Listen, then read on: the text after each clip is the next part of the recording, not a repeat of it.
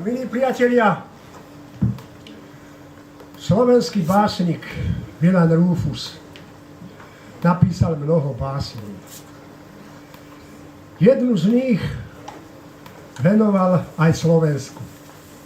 Bo mal rád Slovensko, mal rád ľudí, mal rád prírodu, krajinu slovenskú. A napísal jednu krásnu báseň Modlitba za Slovensko. Viem jedno hniezdo, rád ho mám. V ňom ako v Božej sieti je mnoho otcov a mnoho mám. A mnoho detí. To hniezdo uvil Stvoriteľ a sám aj určil komu. Koho tam pozve prebývať do človečieho domu?